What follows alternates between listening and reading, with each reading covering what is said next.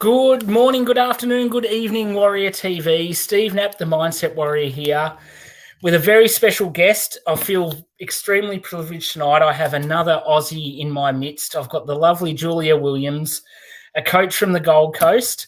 So we're just going to do a quick countdown and I'll bring her on. We'll see you very shortly.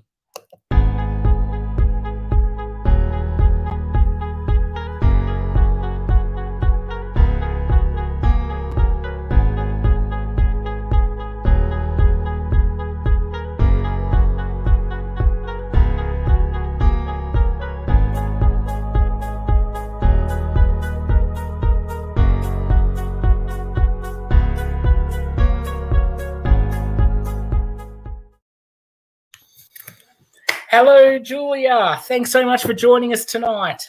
Thank you so much for having me. It's so nice to be able to say tonight. I think you're the first person recently that I've interviewed that's actually in my time zone. Makes things easier, hey? So much easier. Now, there's one thing I know that the Adam's wife, our amazing mental health warriors queen, Kerry, always loves to fire off a few quick fire questions to break the ice. So I'll start off with her favourite one. Does pineapple belong on pizza? Yes. Oh, she's going to love you. You're a favourite already. I always say no, and now that's it. If you can answer correctly this one, you'll be 100% favourite. Cats or dogs? Dogs. Yeah, now that's good. Now you're back on my side. That's all good. Coffee or tea? Coffee and tea. No, I like both. Nice. Me too. And what would be your ideal dream holiday destination? I think the Gold Coast. I live on the Gold Coast. I love the Gold Coast. How good's living in your dream place? That's a great place to be. Yeah. Oh, Kerry's just already jumped in and said, stealing my questions. No, Kerry, I wasn't stealing them. They were just for your feedback because you love your questions. So, Julia, I'd love to know, I know you do a bit of coaching and counselling and mentoring. What brought you into that space? My personal journey was a very dysfunctional family. I have a brother that's 7 years older. My parents had a lot of, I think now looking back, had a lot of their own trauma, very dysfunctional parents. So my brother was in trouble with school by the time I started, in and out of jail, drugs, all that sort of stuff. Then when I was 13, my father started to rape me and continued to do so for the next 2 years. And my mother had no friggin' idea. I don't know how that happens. So I think at the time when it stopped, I was 15 when I met what was to be my husband-to-be. And I thought I was okay until I got divorced. And then I suddenly realized I was not okay. So that started the process of going and getting therapy.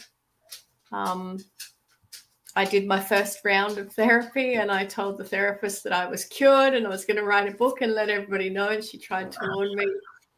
And then I did my counselling degree. And again, I was like, I'm all healed. I'm all good. And then I started coaching. It's my second time studying coaching. So the second time round, it was like, well, there's a whole heap of other stuff. So I think for me, part of my thing has been, there's been many times that I've known I've needed help, but I haven't been able to afford it. And I think that's very wrong. Yeah. In Australia, we have a great health system, but physically, if you are sick, you can go to the doctor for as many times as you need to go. But when it's your mental health, you're limited to, I think we're currently on 5 visits a year. Yeah, maybe 10 when you very first kick off, and then it varies. Yeah. So that's wrong. And the other thing that I don't like about it is I think counselling is awesome. You can go through the actual trauma or the thing that you've been through and you can talk about it and you can heal. And that's great. But you haven't learned the skills that you need to get through life. So when you've been in a very dysfunctional family, you don't have the relationship skills. You get easily triggered. So I don't consider myself anxious. I don't get angry very often, but when somebody does something that I feel that I'm disrespected, bang, I'm back in scared child mode. Walls are up. I do anything I can to execute someone so that they're not literally just before I Yes. but I will do something to make sure that person never has contact with me again. But then I want deep connections with people. But so it's the value flashed almost. counseling and the coaching come together, because to me it's a one-stop shop. This is what happened to me. This is the trauma I went through. Somebody that understands. The other thing that I'm really getting into lately is understanding that when you go through any kind of trauma, it's in your nervous system as well, and it's in your tissue. So it's no good just working on the brain and thinking about new ways of thinking. You have to learn how to regulate the nervous system. Yes, almost. Is that like almost deep gene style stuff? Like it's becoming part of your genetics as it moves through your whole body? Yeah.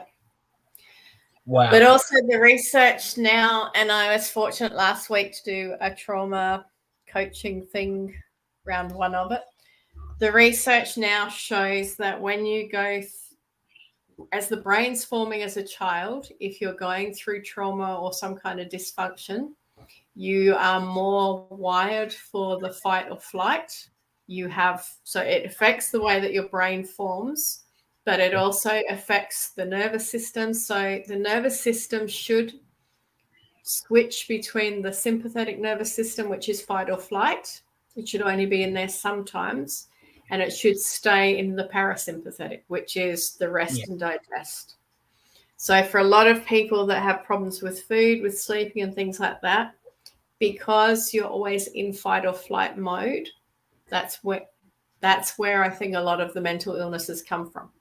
Because this is where you get anxiety, depression, you can't sleep, you get your eating disorders, your PTSD, whatever it is. It all Addictions also? Would addictions fit in there? Most people that have been alcohol and drug and but it's not just the obvious ones like alcohol and drugs that you numb with. My one is busyness, and it was sex, which is very common with people who have been sexually assaulted, because you think your worth is sex. That's what I was taught as a kid. Yes. But it can be, this is one I didn't think of, an addiction to emotions, because most of us are conditioned to believe that we should be happy all the time. And we grow up in families where you're encouraged to have those positive, lighter emotions. But if you were a kid, you probably heard like, stop crying, that's enough. You're just being silly now. But if I said that to you as an adult, Steve, in tears, and I said, Steve, that's enough, stop crying now, I have decided that is enough. Yeah. Like, you would go, what? So there's all different kinds of ways of being addicted. Food is obviously another one. 100%. Yeah. But wow, I mean, first of all, I've got to say thank you for sharing so vulnerably, open and honestly right from the get-go. Like I know you're an advocate for, and much like me, a massive believer in sharing the deepest, rawest, realest stuff with people is the most beneficial. If we give little snippets of our past, it's not necessarily going to be the greatest thing, but if you can totally open up and admit things that have happened, then it does sort of provide that voice to the people that feel they're stuck in that silent space and not feel comfortable in opening up. And I think, how do you find it these days? I know, is there a change now from, because I think we're very similar generations with the be seen, not heard, as a boy, like boys don't cry, like all of the old labels. Are you seeing any changes moving forward away from that now, but to things that may have the similar stigma and labels to them, but a bit of a change? I don't know that it's changed that much, because for most of us, although we think, some of us grow up thinking I will never be like my parents, so like I would never have disciplined my children or treated them the way my parents treated me, we're not conscious of that social conditioning that we go through Like, it's only when you start studying coaching and counseling that you start to think about what emotions are allowed and not allowed. It's not that my parents ever said to me, you're not allowed to be angry, you're not allowed to be sad, we don't want to see tears. But it was like, you get attention when you're happy, entertaining, funny child. And when you want to behave like that, you can go to your room. And I think even nowadays, it breaks my heart to think about, when you think of a little child that's having a temper tantrum, Steve, when you're in full-blown temper, can you control yourself? Not always. No. When you are out of control and you don't know what's going on in your body because you're 2 years old and you don't know how to explain what this thing is, emotions come over you, you're out of control, you're probably scared because you don't know what this thing is. And my response to you is go in your room for 5 minutes. Yeah, just build on that anger and lack of understanding. Yeah. Whereas really what you should be saying is, Steve, like, come here, darling. I know something's wrong. Would you like me to sit next to you? Do you want me to cuddle you? Like, I know you're happy. And I do it in supermarkets and it freaks kids out. You walk past a kid crying their eyes out in a trolley and you just go, wow, you're having some strong feelings, aren't you? Yeah, a different question than they'd ever be asked. Stop and look at you like, who are you? And then the parent kind of looks at you like, who are you? It's like, okay, time to keep moving. Yeah. But like, when I did my counseling placement, I worked in a center where we worked with families going through big changes. So it was divorce, a death in the family of a parent or one of the children, children growing up in foster care, children who had a parent in jail. And when you talk to them about strong feelings and all feelings are okay, because again, I don't think, going back to your question 3 hours ago, I don't think we have changed, because we still want the positive emotions, and we have to explain to kids anger is not bad. Anger is like, if I was to come into your house as a friend and literally pick up some of your stuff and just throw it around and break it and go, that's an ugly vase, bang. Like, of course you're going to get angry with me. Yeah, it's an emotion that has to have its place in the world. But we have this thing that you can't be angry. Why not? Yeah. It's not appropriate for you then to turn around and punch me in the face, but there are appropriate ways for dealing with anger. So really getting to understand no emotion is good or bad. It's just the way that we express it. Yeah. Yeah. A bit like people aren't their behaviors. You're gonna bring something to a scenario in this instance where tomorrow the same thing happens and you may necessarily not. We're emotional beings. We are tied to these things, and we do have a lot of in-core built-in beliefs and memories that guide us subconsciously, that we're going to make decisions that are inherent to us that aren't necessarily thought of implications and why and how we're doing them. It's going to be a process of life, and every emotion is going to exist. Yeah. And even as I said that, it made me think, like, I've got a male friend who's recently been told by the courts he has to go through an anger management program to have access to his children. Why is it anger management? Why shouldn't it be appropriate anger expression? Why do I have to manage my anger? Why can't I learn to express it in ways that are seen as more excessive? So there can be positives in anger if they're channeled directly and you understand where they're coming from. If you're totally unhinged, unmanageable anger, I can see the issues and problems there. But anger certainly has its place in our world. If we never expressed anger, that pent up explosion is just going to come out at some point, and it's going to be diabolical. Yeah, and I mean, that's one of the newer definitions of trauma, is any event that you go through that has an emotional component to it that hasn't been expressed. So if you say you're not allowed to be angry, the only choice is 30 years and to feel bad, because I know I'm not supposed to feel angry, but I do. So I must be a bad person, and then maybe that starts the whole self-esteem cycle. 100%, 100%. And we've got a couple because I wake up every day and I'm like, I don't, but some people, like if you wake up and you're in a really bad spot in life and you wake up every day and you're angry that actions of other people have put you in this situation, not that you probably are totally blameless, but like anger has its place. You shouldn't have to beat yourself up because you have an emotion. 100%. And even anger with self. Like I know from my past with my depression and certain things, I've woken up angry at me. The shame and the guilt that comes from probably not allowing that emotion to evolve through childhood and teenage years and early adulthood to get to a 30-plus-year-old man that can make decisions that you're not overly excited about, and then the next morning to be wrapped in those feelings and have no idea how to outlet them in a constructive manner because you've never been taught. It can be really restrictive and can bound you moving ahead. Yeah. So maybe we've really gone off track here, but that's cool. So maybe it's better to talk about appropriate ways to express anger. We can talk about whatever you like. It's Let's all do anger. your show. I don't know why it seems to be the thing.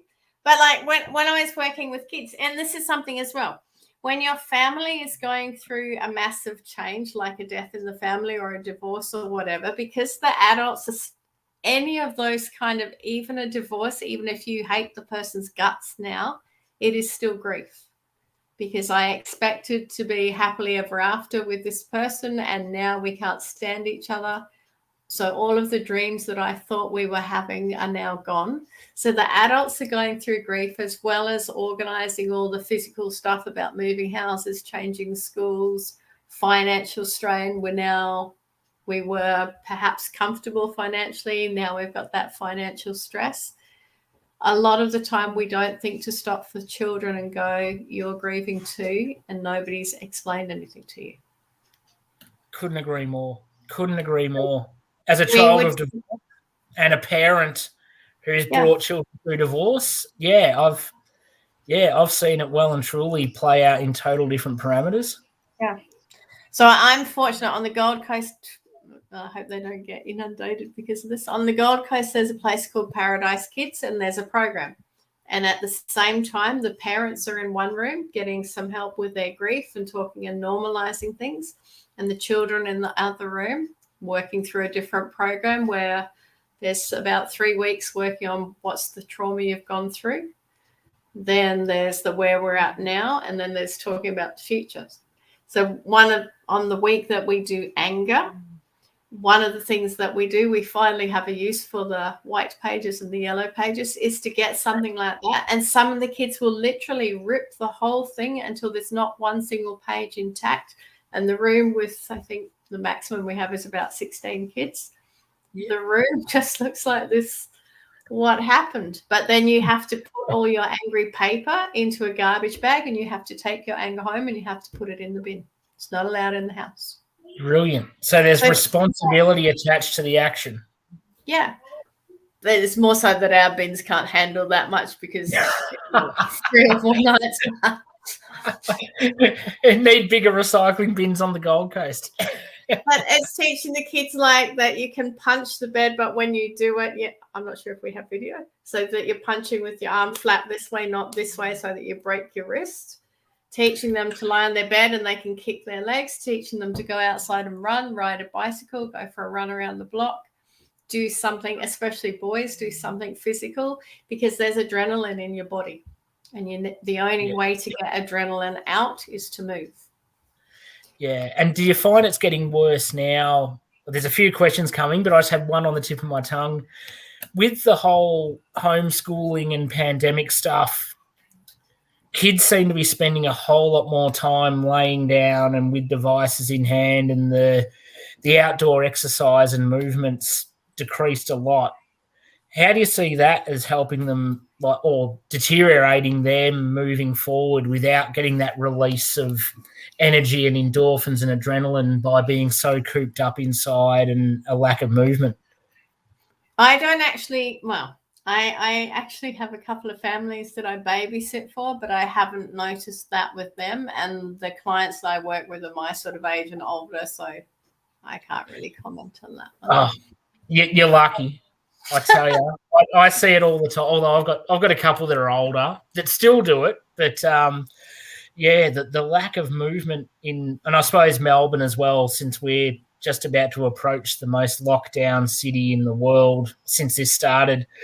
The kids haven't had the opportunity to go very far at all for a long period of time, and I'm seeing it lash out. I'm seeing changes in language, behaviour, and I'm certain that the lack of movement, has a big part to play, a massive role to play in how they're developing or even not developing, just losing that part of their brain that escapes the four walls and gets the nature and the air and the enjoyment and release of just being free and outside.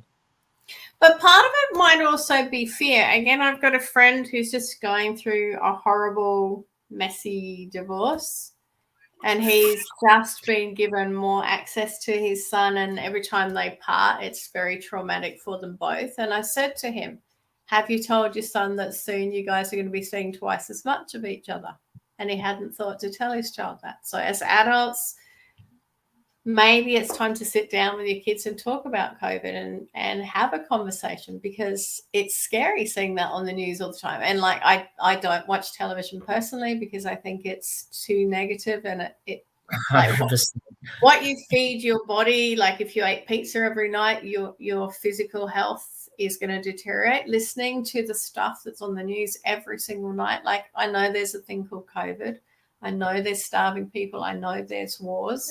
But me taking all that stress on board isn't going to help those people. I'm not in a position to help them financially. So that's a great message.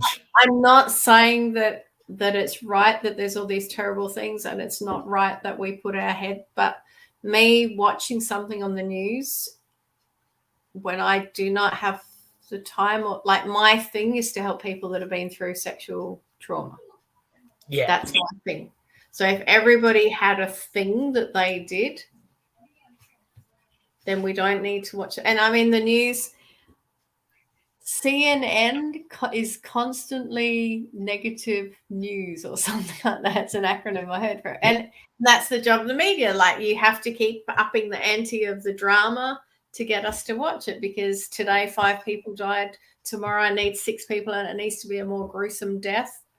Yep. And you know, like, it's like, turn the TV off. But I think, yes, sit down with the kids and talk to them, explain to them what this thing is, and let them talk about feelings. Because I think that's another thing. We don't encourage children, I think we still don't, to talk about feelings. Yeah, more stifled feelings. They flat out, and it's like, come on, get your stuff ready for school. Let's get to school. Let's get home. Get your stuff out of your bag. Let's have dinner. Let's get in the bath. Let's get you to bed. Like, babysitting, again, I had forgotten how stressful it is to be a parent of young children. So to make time for those quality conversations, like, hey, what are you thinking about this coronavirus? What are you scared about? What do you want to know? Great idea. Yeah. The power of the questions changes the power of the relationship, doesn't it? The more you ask and allow them to put out their own thoughts, they can process what's going on. You can work through it with them. It's not just trapped thoughts bouncing around their young minds trying to comprehend what's going on around them. You can actually have a bit of guidance there as well, and help them understand where they're at in the world, and what you're here for and what you can provide, and not make them feel so isolated and alone. Because, again, it's that sort of stuff, like up until the age of 7, a child doesn't have the ability to think critically. So they're watching stuff on television and they don't understand. Yes, and I have friends that have lost people to COVID. So, again, I'm not trying to be light about this, but when we think about the number of people in the world versus the number of people that have actually died from it, but this is the hysteria we're showing on TV, and kids don't have that ability to think rationally. No, and they shouldn't be seeing it at all. It's not a place for. I'm 43 years old, and it's something that I don't feel is a place in my mental space either. I don't think that a political portrayal from a media outlet is going to guide me. Like you said, I know it's out there. I know what's going on, and you can well and truly avoid filling it with hours of your day to still know what's going on, but live a more progressive, comfortable lifestyle if you're not immersed so much. Yeah. And I think another thing, now we've gone from anger to children. Let's talk about everything but what I came here to. But I Bring think it whatever you like. It's all right. From the earliest possible age, if you make it okay for a kid to come to you and talk about any kind of thing, you can explain anything to a kid at a level that's appropriate for their age. You set yourself up beautifully then so that when they come into teenager years and they've got those dangerous choices, drugs, sex, alcohol, they can come to you and they can say, hey, all my friends are doing this thing, like, but I think it's perhaps not a good thing. Like, and for me, I never had that option with my parents. So like all I could ever learn about any of that stuff that you go through as a teenager was what I heard from the other kids. And obviously those other kids are my peers who want me to do the thing that they're doing. So again, it's not good quality information. Yeah, it's all from a lack of not knowledge, is it? It's just from coming forward from their point of views and the more immature mindset of not having that grasp of understanding of where particular things take you. I think we all grew up in that era of it's just you just kind of live and learn from the situations you put yourself in rather than being guided through them from people that, because our parents weren't of the ilk of wanting to have those discussions. It wasn't the done thing. I know in the 80s and so forth, it was, you don't sit down with your kids and go, oh, where are you off to tonight? What do you play? How many drinks? You're going to have 3 standard drinks. So you're going to make sure you're doing the right thing by that girl. The conversations didn't happen. But I think looking back, when my husband and I split up, my boys were 17 and 19. And it was really interesting. I was always the disciplinarian. But somehow I was the one that they would come to and talk about drugs and sex and go, well, don't tell Dad about this. Don't tell Dad we did this. Don't tell Dad. And it was cool. Like their 21st, they'd come to my house and they'd have some drinks with me and I knew what they were doing. And they knew that like when they did schoolies and things like that, if things got messy, call me up. So, yeah. And I think, again, back when I was working counseling with kids, one of the best things I ever learned was when you're parenting children and you start giving them, like if you were my child, Steve, if you choose to leave your pajamas on the floor, you choose not to watch television. I can see you've chosen not to watch television. Yeah. And we're doing that from the moment they're born because they don't get it, but you're learning a new way of speaking so that by the time they hit the terrible twos, you can go, oh, Steve, I can see you're having some really strong feelings. I can give you a cuddle or I can give you a minute's peace. What would you like? So that when they are 16 and they're faced with drugs or sex or whatever, and there's not an adult to guide them, you've spent your whole life instilling in them. Every time you choose to do something, you get to choose, think about the consequence. Yeah, brilliant. They've got the choice, but the understanding that every choice has a reaction to it and a consequence, that if you choose wisely, things will work out in your favor. If you don't, then there will be a ramification at some point down the track. But isn't that an awesome way from an early age? And obviously it's got to be appropriate for your psychological stage of development. And it's not when you're in the middle of your temper tantrum to go, I'm going to introduce this new thing today. But from the word go, if I had anger issues with my first child because he was very strong-willed, but I so wish I'd known that then. Like I can see X is happening. If you choose to do that, X will happen. Then there's no need for me to get emotional because it's I can see you've chosen that. Yeah. Like, I didn't do this. You chose to turn the television off. When you chose to leave your pajamas on the floor, you chose no television. Yeah, okay. Everything's a choice. Yeah, perfect. Now we'll just that's parenting thing. Yeah. Anyway. Yeah, well, don't want to ignore everyone that's watching us. So from Dorota, questions. I've never done screen yard.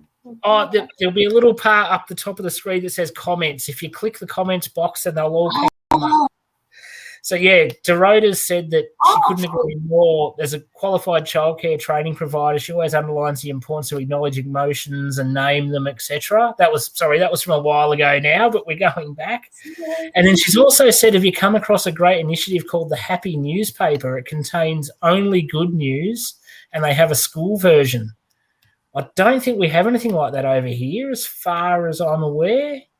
There is on Facebook, and she's going to kill me because I can't think of the name, but on Facebook there is a similar kind of good news paper. I think she's called Good News or Good Vibes newspaper. She's an ex-journalist. That's a good thing to have around. Anything that, just steers us away from the constant negative barrage is always a good thing. And going back to what Kerry had a question earlier asking you, what is your perspective on the mental health suicide rate from before COVID as to the world is today? Again, I haven't had much dealing with that because my thing is people with childhood traumas. But I think one of the things would be that there would be obviously a much higher instance, because when going back to my sexual assault, it was 15 when it stopped, and I didn't realize it was affecting me until I did a little thing on relationships in front of a group, and the lady that was facilitating went, you need to stay back and you need to go and see a doctor and you need to get help because you were sexually abused. And I'm like, what?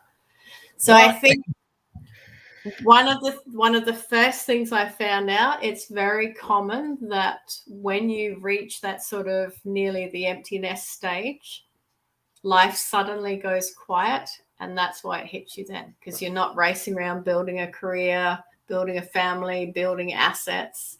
All of a sudden you're quiet and you've got time to think. So COVID, especially for Melbourne and any of those places that have done hard lockdown, that much time alone in your head, if your head is not a good place to be, it's going to be a very, very hard place. And that's where learning to self-regulate yourself is very, very good. Yeah, I couldn't agree more. And I know being in Melbourne, I've seen like such a difference in, like, my wife and I are polar opposites. Her business has been shut down. She's stuck at home and is really, really battling. Doesn't do any of the work that I'm involved in, obviously, and all the personal development stuff, whereas I also work full-time every day, haven't missed a day, still get my connection with people. And, our experiences, if you ask both of us how this lockdown has affected us, would be polar different answers, absolutely massively different answers, but we've lived almost the same experience with a couple of little determining factors. But even your language there, stuck at home. Yeah, well, I'm coming from her perspective of the language she uses. Yeah. But again, like and the word lockdown is jail. Basically, and that's what the government's chosen to want us to be in, because when you're jailed, you don't have the power. But I can't control what the government is doing, but I can call it quality time at home with my family. Yeah, so I'm the polar opposite. I would love my work to get shut down and have the time at home. I'm ready for it, but I'm essential. We don't ever get that. I'm never going to see that time. I work all year, but it would be nice. But like, I think there are people like, because I was working full-time in adult education, international students. So obviously I lost my job. I was on JobKeepers, single with a mortgage to pay. Yeah. Oh my God, what am I going to do? So that's when it's like, okay, I've got to get this business happening online. It's enough doing it informally and here and there. It's time to get serious about it. So I've met a lot of people that have used COVID as, if you can think of it this way, the time that you would spend traveling to and from work, if you are now working from home, is quite a time savings for many people, and you don't have to spend as long getting dressed and looking lovely for work. So what's something you've always wanted to do? Invest that hour or 2 hours that you're saving every day in something that you've always wanted to do, so that you are getting something that you want out of having more time available to you at home. Exactly. It's a brilliant springboard. It is the most ideal springboard to ignite your passion. It is. I could not think of a better time to have the opportunity to be at home a bit more. And I'm not making light of it. Like I said, I've lost my full-time job. I've struggled financially ever since.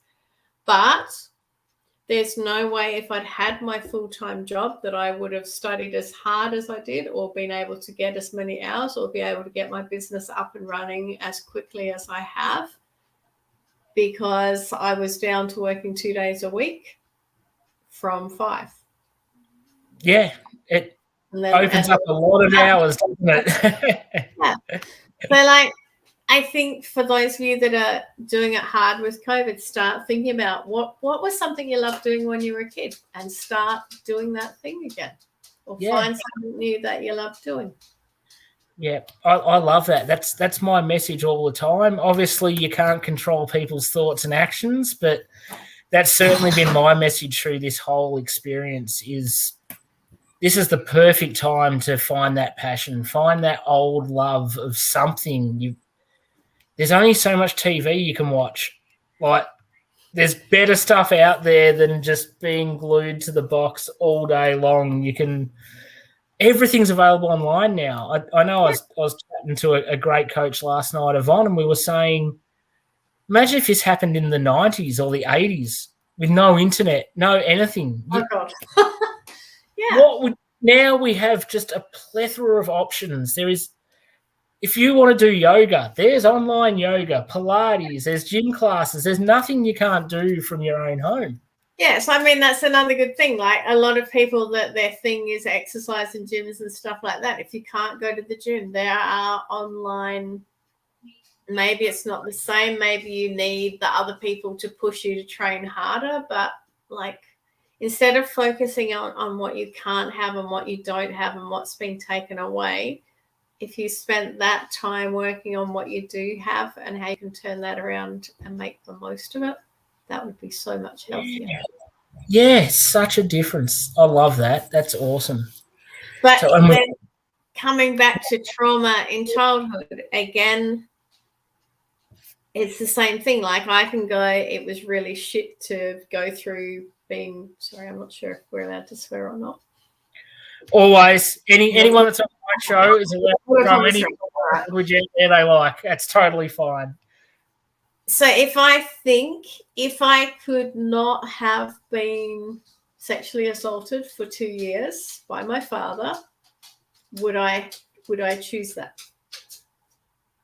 And much as I'm still healing and I'm still getting through it, and it's impacted so many areas of life, I would not have that, because I have grown and learned so much as a person and become so strong as a result of it. And when you talk to most people, and when you look at people that have lost a leg or they've lost their sight, there are those that will look at it as, this is terrible, I didn't ask for this. And there are those who will look at it like, it's taught me to value life. It's taught me to value time with my family. It's taught me to be the person I am. Yeah, that's the power of gratitude for all things. And again, about finding the thing that you love in COVID, I think most people that end up in coaching and counselling is because of something personal that they went through, and you can use your journey, your pain, your learnings, the knowledge that you've gathered over God damn, I wish I had known what I knew back when I started healing that I know now, because the journey would have been so much quicker. I thought it was all up here, and it's like, I don't realize it's the whole body that I've got to work on. Like, oh my God, why didn't somebody tell me that sooner? Yeah, get out of the head, move to the heart. That's the thing. You try and do it yourself because you think you can, and like I have a counselling degree and I have 2 coaching degrees, you would think I would be able to fix myself. But trauma is created in relationships. It's healed in relationships too. So it's not something that you can do by yourself. And the other thing is that, like, it's a form of personal growth. It's consistent daily action. It's not going to see a therapist every week or every fortnight. It's something you've got to do every single day. Yeah, it's a never-ending journey, isn't it? The discovery of self and your self-care routine, it doesn't end until the day we end. It's something you can always grow and evolve and work on, and we're never going. It's infinite. We're never going to be at that optimal, perfect space every day. We're always going to have the opportunity to grow and learn and pick up different little techniques and vibes as we go along the way. Now I know how to read the comments. I'm looking at. Yay! I'm starting to get outside and move. Go, Lisa. Woo! Yeah, Lisa's awesome. And we had one more question snuck in there from Adam asking, what's the difference between men's mental health and women's mental health? This is a question for both of us. Well, this could be an interesting question because it's very hard for us to totally know what's going on in the other sex's mind too, I suppose. Not for me, because I'm a woman. I know everything.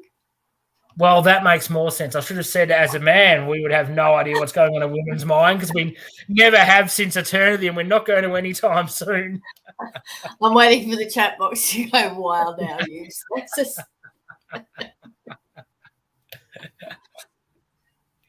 Yeah, Lisa loves it. I think for women, there's less stigma attached to mental health. I think we're more likely to talk to girlfriend, and there you go.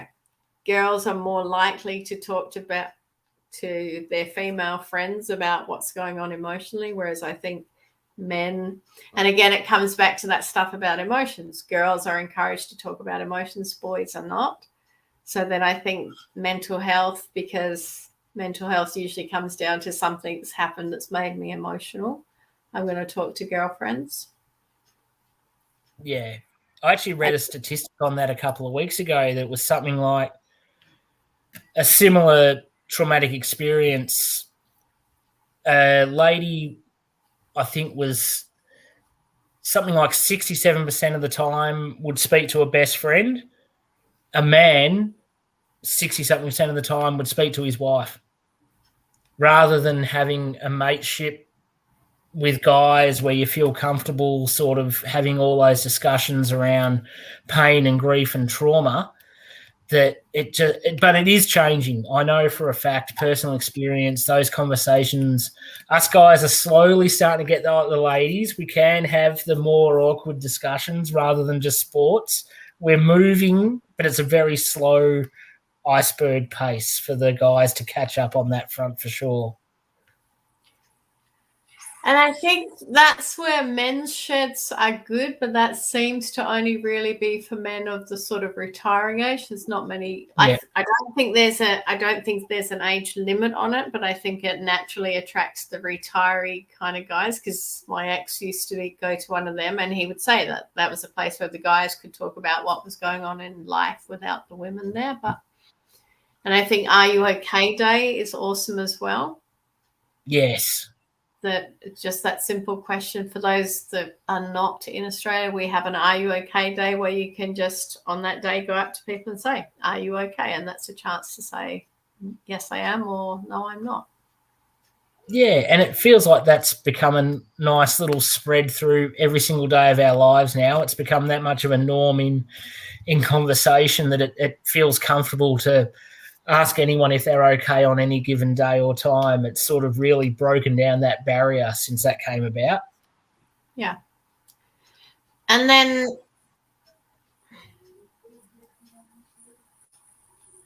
what's Lisa? Get out of your own place, guys. There's so much to gain from sharing at the beginning of the healing process. Oh, Lisa should be on here. Oh, well, she is part of the team. She's one of the warriors. Lisa is brilliant. One of the things I absolutely must do before we go, it's something I'm very passionate about, is when we talk about sexual assault, I always call it assault, because a lot of the language that we use around incest is another word I refuse to use. When you use words like molested, fiddled, fondled, incest, sexually abused, abuse means, like, again, Steve, if we were friends and I came to your house and you were out for the day and you said, make yourself at home, and you come home and I've taken all your computers, your paintings, all your valuables. Well, I made myself at home. I ate all your food. Fridge is empty. Thanks very much. That is abusing a right that I had, and I took it too far. But nobody has the right to have sexual relationships with a child. That is assault. And I think when you are a person, sorry? Beyond child, no one has the right to do that with anybody without consent, will, and equal validation of choice. So, like with children, we call it incest. With a woman, we would call that rape. But fortunately, most women are raped by a stranger once. For a child, you are raped repeatedly by somebody that lives in your house or is in your family, has regular access to you. You are repeatedly raped, and people go like, you were a kid, you should get over it. Like, really? You get raped for 2 years and tell me to get over it. You're just frozen. I don't know if we've all frozen.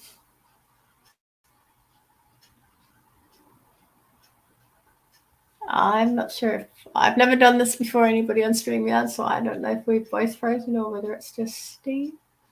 Lisa, you're the only person out there. Can you chat? Can you send a message? Have we both frozen?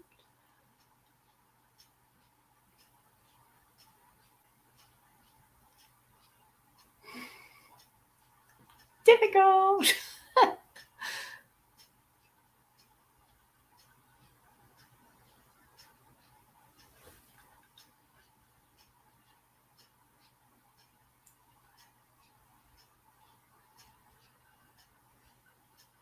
Oops. Steve's stuck in cyberspace. Can I still be heard? So, Lisa, have you got any questions around child sexual assault or child trauma? Or who was the person that was working in childcare? Have you got any questions? Dorota, where are you from? What country? I'm back. Sorry. My power went out and I just lost everything. My very first time, it's like, I don't know what's going on. I know. Sorry about that. Everything just went bang, gone off. Such a nervous, like, oh my God. I know. I had to fight my way back in with warp speed. I'm so sorry about that. That's all right. So, yeah, I think when you've been through any kind of traumatic experience, language is very, very important. Because even as we were talking about stuck at home in lockdown versus I've got extra free time at home available, I was molested, I was raped. The language is very, very important, because if I allow people to say I was sexually abused by my father, no, that's not what happened. It was far bigger than that. Yeah. So I don't want to, not that I want to make my trauma worse for me, but I want to make it clear to respect this is what happened to me, and you need to respect that when you speak to me as well. So I think that's very, very important. Define things to their truth at their core. Yeah. Don't try to tiptoe around them thinking that's going to help people, because 9 times out of 10, that's probably going to make it a lot worse. Yeah.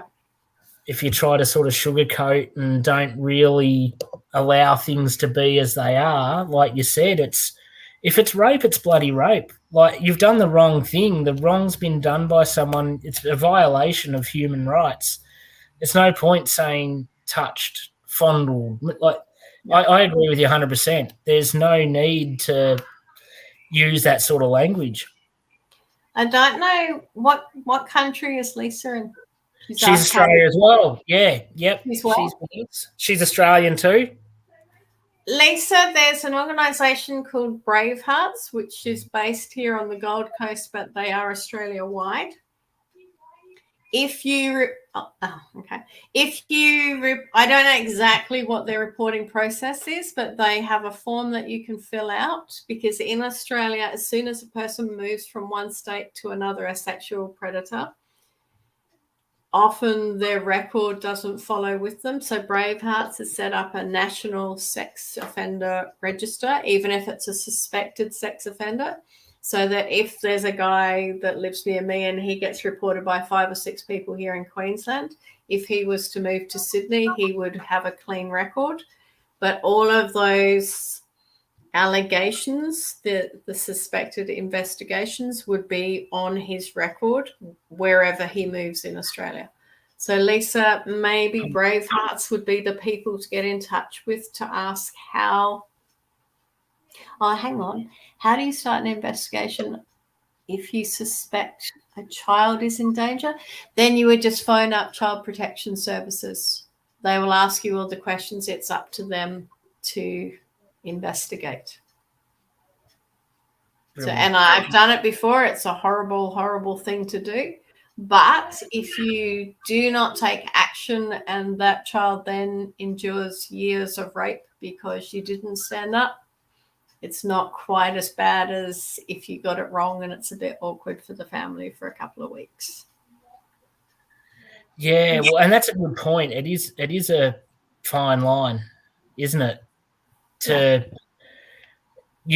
suppose a lot of people do have that thought of, if you do wrongly accuse someone, sometimes that can blow over quickly, or that can ruin them for life if they are wrongly accused. But I think it's more asking those in questions rather than pointing the finger directly at someone without knowing factual evidence.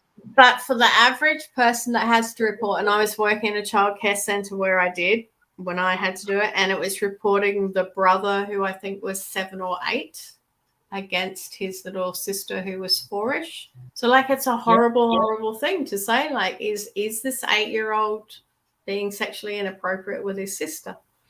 But because you don't know all the, and even for me as someone that was sexually assaulted as a kid, I don't know all the ins and outs. So you phone up the professional. DOCS is the one. I don't know. I can't remember what DOCS stands for. Department of Child Services. Child Services. They would be the ones to know. They will ask you all the questions. They will decide whether there is enough information to investigate or not. It might be that maybe the school has also phoned up with a similar kind of thing, and maybe one of the neighbours. So they have all that information. You are just one person. So I think if you ever suspect that someone is in danger, you should do it. And the same has come nowadays with domestic violence. There used to be a time when you kind of ignored what was going on next door, and now it's like, get involved. Phone the police. Yeah, speak up. Yep. But I agree with that. Phone the police. Don't, probably best, unless you know the situation very well, to not insert yourself into the middle of something that you don't possibly know, because there could be legal ramifications on your end there as well. So, yeah, definitely go the authority proper channels just to protect yourself if you do come across anything like this. But again, it's also, if someone is in that kind of situation and you choose not to get involved and they end up in hospital with their head smacked open and bones broken, but I think the psychological stuff is worse, or the extreme case where somebody is murdered, perhaps you could have stopped that by picking up a phone. Yeah, the phone will win hands down every single time. Like, how awesome is it that the police arrive at this house and the people know they are making such idiots of themselves that the neighbours think there's a domestic violence situation? Yeah, it'll calm you down. You both need to go and learn some skills, because the neighbours are thinking there's domestic violence going on here. Like, that has to say something to you. Yeah, it can be a wake-up call in itself that can change the whole scenario moving forward. And who knows, that maybe if things are at that sort of stage where you think maybe it's domestic violence, and you're maybe it is escalating, maybe in a year or two from now it could become that. So that's nip it in the bud now and go, "Oi, you guys are out of control. This is not cool." Maybe 100%. 100%. And now, Julia, as we finish up, I would love, what would be your most important message to everyone out there now that may be suffering or have suffered from any form of abuse or trauma that you can give them to help them moving forward? I think the very first thing is it is not something you can do alone. I used to think I could, and even when I got my first qualification, I thought I could. If you're in Australia, go to your doctor, ask for mental health. I literally went to my doctor and I said, like, I don't know, I had some physical thing on. By the way, can I speak to someone? Within 2 hours, I was sitting in front of a psychologist. It happened that his wife was a psychologist. It wasn't his wife that I saw, but he understood how important it was. Because if you don't, I heard an excellent analogy the other day. If you were walking along and you got a 9-inch nail through the bottom of your foot and you just pull the nail out and you keep walking, the foot's going to get infected. And you're going to keep walking and it's going to get sore. And it's gradually going to spread up your leg and maybe getting, I don't really know how medicine works. I have some. It's not pretty. But like it's infected, it's festering inside your body. If you have been through some kind of child abuse or you think that you have, it's festering inside you and it's getting bigger and bigger. And I think that's where people end up with the mental health conditions, because this thing is festering and festering and festering. It's like me eating burgers and pizza every single night. I can do that for a while, but soon the cumulative effect of it is going to be catastrophic for me. So go see your doctor, ask for a mental health plan, start your treatment. Brilliant. Brilliant. Well, Julia, I've got to say you have provided so much amazing insights and value, everyone, tonight. I think we're going to have to catch up again because we didn't get to really dig as deep into all this stuff that you wanted to. We got sidetracked with all different things. So I'd love to have another chat at a later date so we can really dig deeper into this and, even bring a couple of the other warriors on that are much more knowledgeable in this area than I am. It'd be great to sort of discuss this more in depth and carry on the conversation because, you've been amazing. You've lived through it. You're a powerhouse that can share this with so much realness and honesty that it's, definitely going to be a huge insight to everyone watching. So thank you so much for sharing with us. Thank you. It was fun. And thank you so much for everyone else that's been watching as well. Just a quick reminder that tomorrow we have Kerry on. I think I'm just going to scroll up and double check. About 1 p.m. Yeah, 1 p.m. UK time. So that'll be, that's late for us Aussies. That's 10 p.m. UK time with Chris Cortapassi. So that'll be a great one to everyone to jump on board and watch. I'm going to give myself 6 days off, I think. I'm not coming back till next Wednesday night. So you've had to put up with me 2 nights in a row. So thanks, everyone that's been watching. Thanks so much, Lisa, for all your comments. You've been amazing. And Julia, once again, absolute pleasure, and we'll definitely get you on to discuss this further. Cool. Thank you. So thanks for watching, everybody. We'll see you soon. See you later.